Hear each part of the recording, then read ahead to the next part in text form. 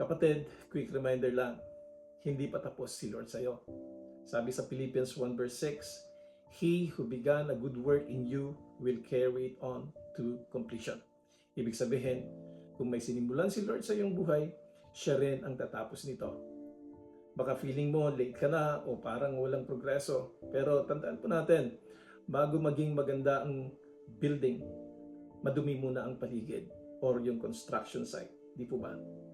Ganon din si Lord sa buhay mo. May ginagawa siya kahit hindi mo pa nakikita. Kapatid, huwag susuko. Magtiwala ka lang. Gawin mo lang ang next faithful step. Ano po ito? Manalangin, magmahal, magpatawad, magpatuloy. Sabihin mo sa iyong sarili, God is still working in me. Hindi ako susuko. And this is your word today. That keep going, hindi pa tapos si Lord sa iyo.